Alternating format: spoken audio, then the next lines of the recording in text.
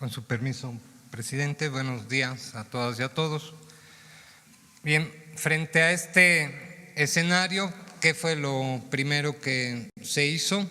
Pues fue decisión del presidente que había que elaborar un programa, contar con un programa, poner en orden las cosas, organizar al gobierno, establecer esto como un programa bajo la responsabilidad del Estado, conducido el programa por el gobierno federal, y para ello se creó, uno de los primeros pasos que se dieron fue crear la Comisión Intersecretarial para la Reconstrucción, en la que participan los diferentes sectores que son ejecutores del programa: Secretaría de Salud, Secretaría de Cultura, la Secretaría de Educación y la CONAVI, coordinados por la SEDATU.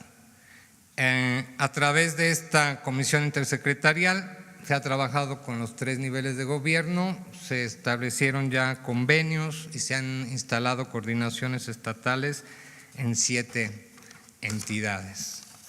Siguiente, por favor. Otro de los principios que se estableció para la realización del programa es que esta reconstrucción, en esta nueva etapa, la reconstrucción tiene que garantizar que sea una reconstrucción segura. Para ello se han instalado, además de las coordinaciones estatales, lo que llamamos las mesas técnicas en los estados, en donde se han venido revisando las normas para la construcción con las que se cuentan. Se han incluso elaborado normas técnicas para la construcción emergentes para garantizar la seguridad estructural de todo lo que se está reconstruyendo. Se han elaborado o se está promoviendo la elaboración también de los programas de ordenamiento por parte de los municipios para garantizar que no se sigan ocupando zonas de riesgo en los asentamientos.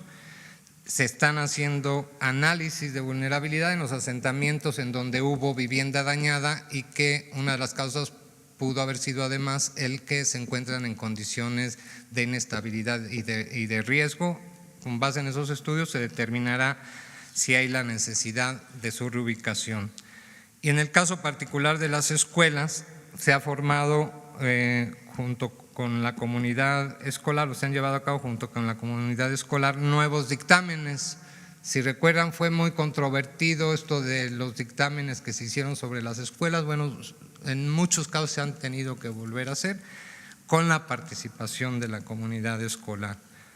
Para el caso del programa de vivienda, se garantiza también la adecuada realización del diseño y de la seguridad estructural mediante la asistencia técnica.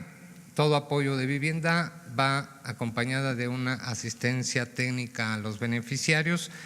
Están participando ya 220 asistentes técnicos, entre ellos profesionistas que trabajan en lo particular, asociaciones civiles, pequeñas empresas. Siguiente. Dentro de las nuevas bases del programa, también pues como obligación, ¿verdad?, constitucional, es que todos los programas públicos deben de tener un enfoque de derechos humanos, y en ese sentido pues hemos venido trabajando para garantizar o restituir esos derechos. Por un lado, garantizando el derecho a la información, el derecho a la participación de las personas, y con la reconstrucción material pues restituyendo el goce de su derecho a la vivienda, a la educación, a la salud y a la cultura. También se está trabajando garantizando la inclusión. No hay discriminación de ningún tipo, no hay manejo político del programa. Toda persona afectada tiene que ser incluida, o sea, la afectación es lo que le da derecho a ser atendida a la persona o a la comunidad. Se están aplicando los criterios de prioridad para dar mayor atención a las zonas de, como todos los programas sociales, mayor grado de marginación, mayor índice de violencia, mayor población indígena, y los criterios específicos del programa nos indican atender prioritariamente en donde hubo mayor cantidad de daños y donde el daño fue más grave. Por eso se está dando prioridad a donde hubo vivienda de daño total, escuelas de daño total, centros comunitarios de daño total, inmuebles de patrimonio cultural también con daño total, y se ha dado prioridad a las personas en situación de de vulnerabilidad. Por ejemplo, en el caso de vivienda, el 41% de los beneficiarios directos son adultos mayores. Siguiente. Como lineamiento también general de este programa en esta nueva etapa, se está cumpliendo con las obligaciones de transparencia y rendición de cuentas. Para ello se han conformado los comités de Contraloría Social. Se vienen conformando, se van a seguir conformando conforme avance el programa. Hasta ahora, pues en esto han participado más de 23,000 beneficiarios en las asambleas para conformar las contralorías.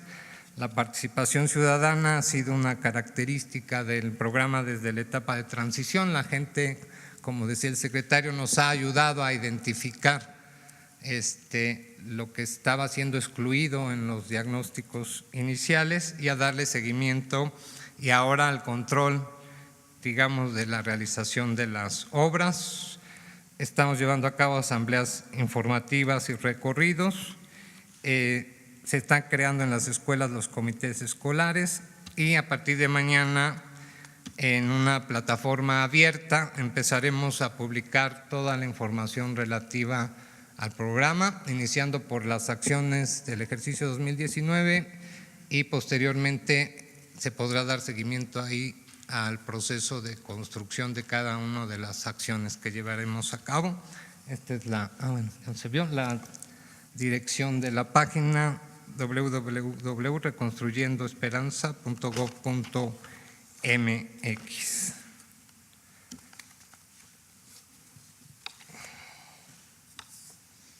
También nos propusimos desde un principio que el programa, además de contribuir, por supuesto, a restablecer derechos de la población que fueron vulnerados, también debía de contribuir al fortalecimiento o a la recuperación de la economía local.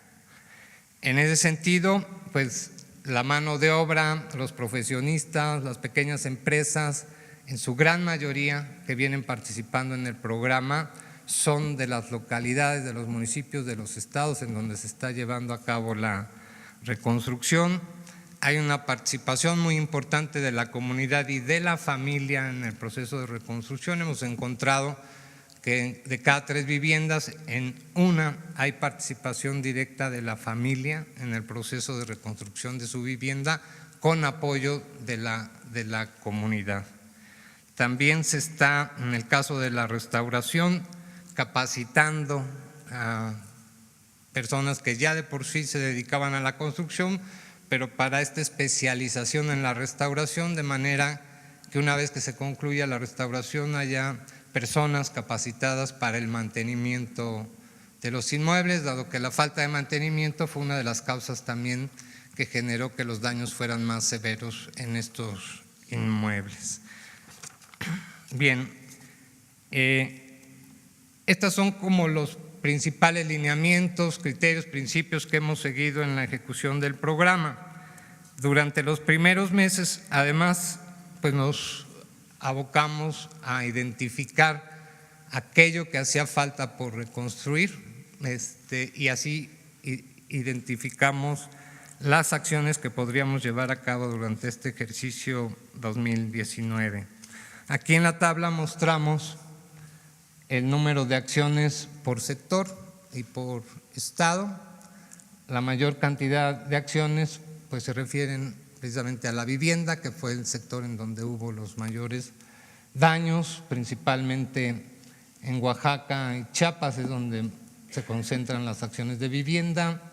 En educación también fue el segundo sector con mayores daños, 7,344 acciones, también concentradas en Oaxaca, Chiapas, y en el caso de escuelas en el Estado de México también hubo afectación importante. Luego salud, 132 acciones, y en el caso de cultura 1,780 para un total de 46,000 acciones programadas para el ejercicio 2019. En cuanto a las fuentes de financiamiento, tenemos disponibles para el ejercicio 2019 lo que son los recursos aún no ejercidos del Fonden. Como ustedes saben, En el momento en que se hizo el levantamiento de daños, como de acuerdo con la normatividad, se establecen los montos asignados del Fonden a cada uno de los sectores y para el número de acciones que representó el levantamiento de daños. De esos recursos, al inicio de año contábamos con 9,753 millones de pesos y de los seguros con un monto de 6,268. A estos recursos se sumaron, por decisión del presidente, recursos fiscales del presupuesto en 2019, es decir, la magnitud de lo que había que atender pues nos hacía ver que no iban a ser suficientes los recursos que restaban todavía del Fonden y de los seguros. Entonces se destinó recurso para el programa en el presupuesto 2019, 6,813 millones, y a eso se han sumado recursos de otros programas o de otras fuentes, 5,473 millones. En este rubro de otros es importante destacar la participación de fundaciones que han participado desde, ustedes saben, desde la etapa de la emergencia. Ahí podemos, pues hay que nombrar porque ha sido importante su participación, su compromiso, la Fundación Carlos Slim, la Fundación Bancomer, que ha encabezado un grupo de fundaciones que se han especializado en reconstrucción de escuelas, la Fundación Televisa, Banamex, Azteca, Banorte, Proviva, entre otras, y su aportación desde 2017 y lo que va a incluir este año es de más de 4,000 millones de pesos, donde pues por supuesto se aplica recurso que fue recaudado por parte también por aportaciones de la ciudadanía. Ya cada fundación tiene su forma pues de dar a conocer cómo usaron los recursos, tienen sus mecanismos de transparencia, en fin. Y a estos recursos también es importante señalar que en 3 estados sí se destinaron para el ejercicio 2019 recursos en sus presupuestos. Entonces, al recurso federal, en el caso de la Ciudad de México se están agregando 4,000 millones de pesos, 3,500 de ellos para vivienda. En el caso de Puebla, 150 millones de pesos para vivienda, y en el caso de Chiapas, 125 millones de pesos también para vivienda. Solo en esos estados se asignó recursos en sus presupuestos para la reconstrucción. Ahora bien, el avance respecto de las metas 2019 por sector, tenemos en vivienda un 26%, en educación 59%, salud 17% y cultura 47%, un global de avance respecto a la meta 2019 del 30%. Y en el caso, o más bien en el proceso general de reconstrucción, los avances que tenemos son, para el caso de vivienda, por su situación particular de cómo encontramos la situación en la vivienda, que no estaban identificadas claramente cuáles, sino que lo hemos ido haciendo en el trabajo de campo, lo manejamos por eso por separado. A finales de 2018 se tenía un 21% de avance. A esta fecha se llegaría al 26% y el estimado para finales del ejercicio 2019 sería del 41% en el proceso ya general de reconstrucción. Y en el caso de los demás sectores, a finales de diciembre del año pasado se tenía un avance del 52%, a la fecha hemos llegado al 64% y se tiene una proyección para finales del ejercicio 2019 del 71%.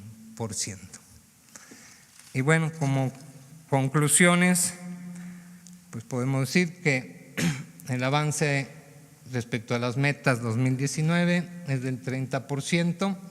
Durante el resto del año y el primer trimestre se concluirán las otras 32,000 acciones que están en proceso, y pues es importante que la gente sepa, como lo dijo hace unas semanas aquí el presidente, que este programa no se acaba hasta que se acaba, hasta que todas las familias y comunidades afectadas sean atendidas, podemos decir que concluye el Programa Nacional de Reconstrucción. Muchas gracias.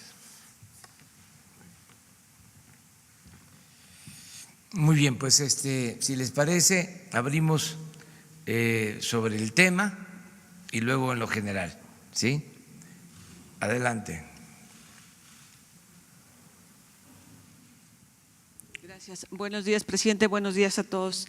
Quisiera saber, hasta el momento, bueno, ya nos dijeron que es el 30% de avance, pero ¿cuándo se concluiría o se estima, es difícil a veces, pero se estima avanzar en materia de vivienda, de escuelas, de reconstrucción de inmuebles? Y también, ¿qué pasó con los donativos que dieron 25 naciones para la reconstrucción de los inmuebles y de los daños, sobre todo porque el Vaticano también aportó? ¿Qué pasó con esos ingresos? Y si me permite, presidente, otra pregunta para después sobre la elección de la CNDH organización. Más de 100 organizaciones piden que sea un proceso abierto. ¿Qué opinión merece de este nuevo titular? Gracias. Bueno, David y Arturo.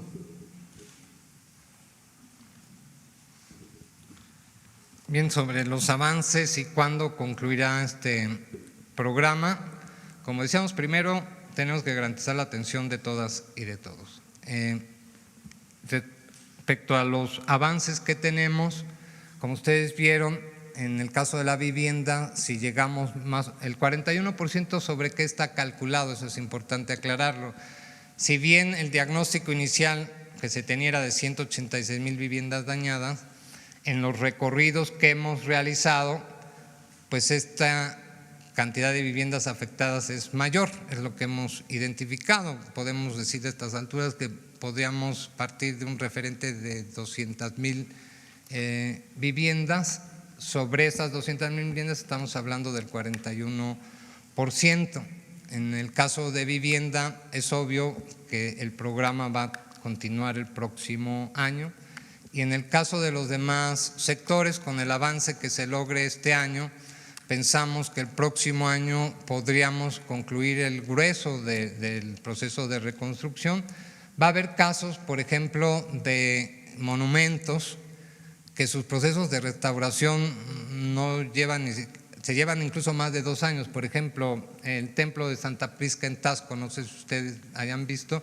Bueno, su proceso de restauración es muy complejo y va a tardar todavía tiempo, igual otros templos que fueron muy dañados, y el caso de grandes hospitales, por ejemplo del IMSS, que seguramente vamos a concluir algunos hasta pasado o entrado ya 2021, pero el grueso de la reconstrucción estamos pretendiendo concluirlo el próximo año en esos 3 sectores y continuar con la vivienda.